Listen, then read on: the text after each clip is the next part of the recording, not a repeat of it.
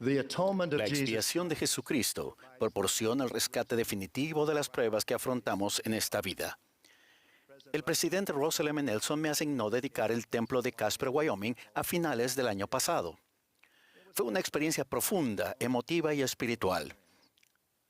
Puso claramente de relieve la función que cumplen los templos en el rescate de los hijos de Dios mediante la expiación del Salvador. Las estacas del distrito del templo abarcan una parte del camino utilizado por los pioneros santos de los últimos días entre 1847 y 1868.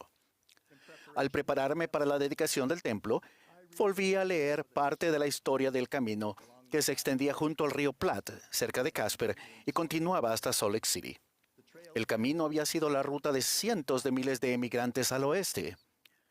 Mi énfasis principal fueron los más de 60,000 pioneros que viajaron por el camino.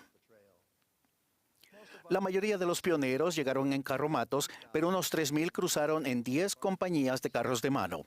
8 de esas compañías realizaron el monumental viaje con notable éxito y pocas muertes. Las compañías de carros de mano de Willie y Martin en 1856 fueron la excepción. Repasé los relatos de las compañías de Willie y Martin desde el momento en que comenzaron las terribles condiciones climáticas. Me familiaricé con los desafíos que afrontaron al cruzar el río Sweetwater y en Martins Cove, Rocky Ridge y Rock Creek Hollow. Yo no había estado dentro del templo de Casper antes de la dedicación. Al entrar al vestíbulo, de inmediato atrajo mi atención una pintura original de carros de mano titulada Between Storms, entre tempestades. Claramente el cuadro no tenía la intención de representar las tragedias que habían ocurrido. Mientras lo observaba, pensé, esta pintura es correcta. La mayoría de los pioneros de carros de mano no experimentaron tragedias. No pude evitar sentir que es como la vida en general. A veces nos hallamos entre tempestades y otras veces entre sol y sombra. Cuando me torné hacia la pintura original del otro muro, titulada Heaven's Portal, el portal del cielo, comprendí que esa bella representación estival de lo que se llamaba Devil's Gate, la puerta del diablo, con el claro y tranquilo río Sweetwater que fluía a través de ella, presentaba la belleza de la creación del Señor, no solo los desafíos que los pioneros afrontaron en esa horrible temporada invernal. Entonces miré hacia adelante detrás del escritorio de recomendaciones. Vi un bello cuadro del Salvador. Eso inmediatamente inspiró profundos sentimientos de gratitud. En un mundo de gran belleza también hay enormes desafíos. Al tornarnos a Jesucristo, el Salvador del mundo, Él nos rescata de las tempestades de la vida mediante su expiación de acuerdo con el plan del Padre. Para mí, el vestíbulo era una preparación perfecta para las salas del templo, que nos permiten recibir las ordenanzas de exaltación, hacer convenios sagrados y aceptar y experimentar plenamente las bendiciones de la expiación del Salvador.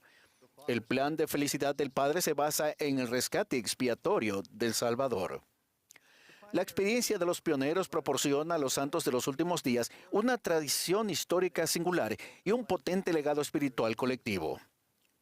Para algunos, la migración se había estado gestando durante años después de haber sido expulsados por la fuerza tanto de Missouri como de Nauvoo. Para otros, comenzó después de que el presidente Brigham Young anunciara el plan de los carros de mano, cuyo propósito era hacer más asequible la inmigración.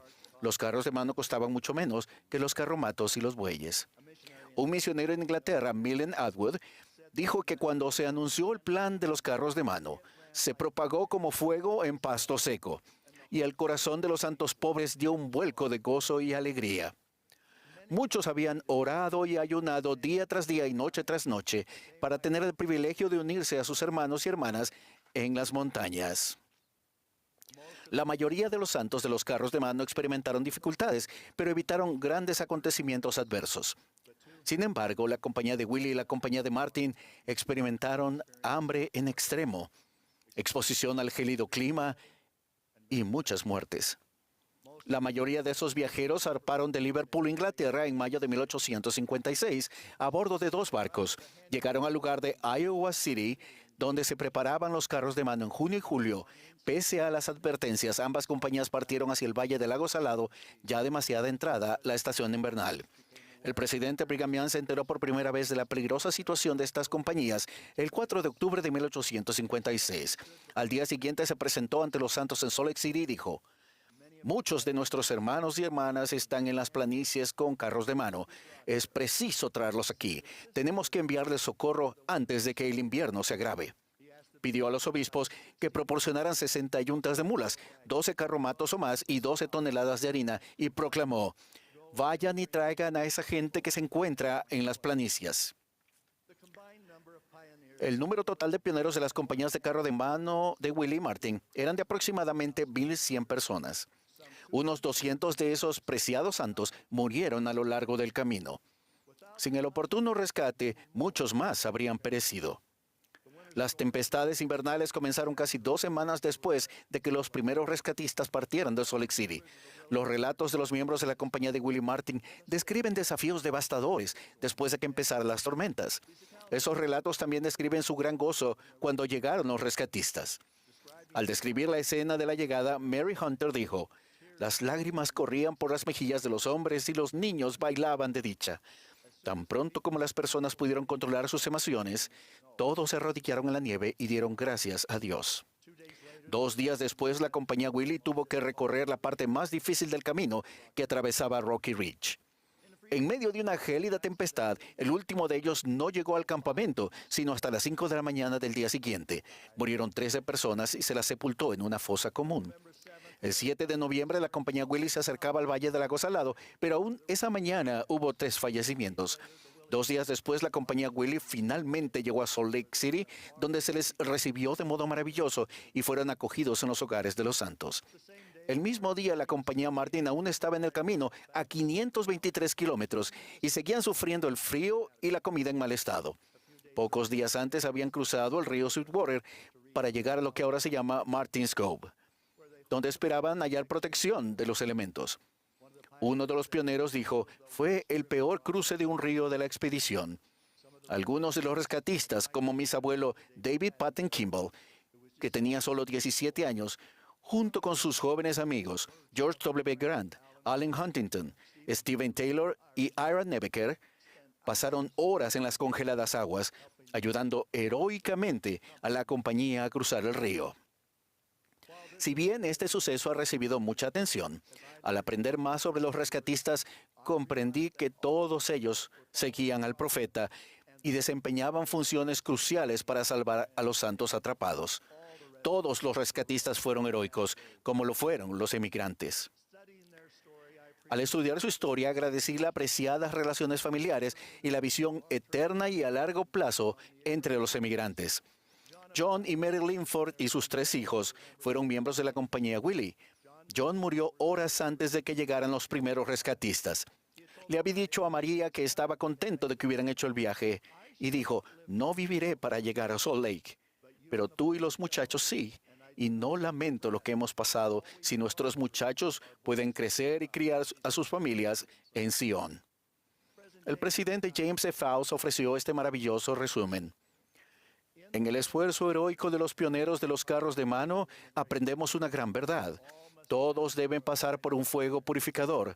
Así, lo insignificante y lo que no es importante de nuestra vida se derretirá, haciendo que nuestra fe se mantenga viva, fuerte e intacta.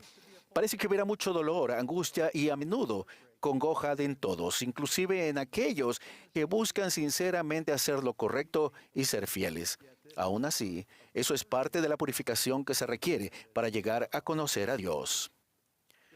En su expiación y resurrección, que dieron forma a la eternidad, el Salvador rompió las ligaduras de la muerte, habiendo logrado la victoria sobre la muerte para todos. Para aquellos que se han arrepentido de sus pecados, Él ha tomado sobre sí la iniquidad y las transgresiones de ellos, habiéndolos redimido y satisfecho las exigencias de la justicia. Sin la expiación, no podemos salvarnos a nosotros mismos del pecado ni de la muerte. Si bien el pecado puede tener un papel significativo en nuestras pruebas, las adversidades de la vida se agravan por los errores, las malas decisiones, las malas acciones de los demás y muchas cosas fuera de nuestro control. Predicad mi evangelio enseña, Conforme confiamos en Jesucristo y su expiación, Él puede ayudarnos a sobrellevar nuestras pruebas, enfermedades y dolores. Podemos ser llenos de gozo, paz y consuelo. Todo lo que es injusto en la vida se puede remediar por medio de la expiación de Jesucristo. Durante esta época de Pascua de Resurrección, nos centramos en el Salvador y su sacrificio expiatorio. La expiación brinda esperanza y luz en una época que para muchos es oscura y lúgubre. El presidente Gordon B. Hinckley declaró: cuando se ha examinado toda la historia, nada es tan maravilloso, tan majestuoso, ni tan formidable como este acto de gracia. Comparto 3 recomendaciones que creo que son relevantes para nuestros días. Primero, no subestimen la importancia de hacer lo que podamos para rescatar a otras personas de los desafíos físicos y especialmente espirituales. Segundo, acepten con gratitud la expiación del Salvador. Todos debemos esforzarnos por mostrar gozo y felicidad, incluso al afrontar los desafíos de la vida. Nuestra meta debe ser vivir con optimismo, viendo el lado bueno de la vida. He observado a mi preciada compañera Mary hacer eso durante toda su vida. He apreciado su actitud animada y edificante, aun mientras hemos afrontado problemas a lo largo de los años. Mi tercer consejo es que aparten tiempo de manera constante para contemplar con fe la expiación del Salvador. Hay muchas maneras de hacer eso en nuestra observancia religiosa personal. Sin embargo, asistir a la reunión sacramental y tomar la Santa Cena es significativo. Es igual de importante asistir al templo con regularidad, donde sea posible. El templo brinda un recordatorio de la expiación del Salvador y de lo que ésta vence. Y lo que es aún más importante, la asistencia al templo nos permite proporcionar el rescate espiritual a nuestros seres queridos fallecidos y antepasados más distantes.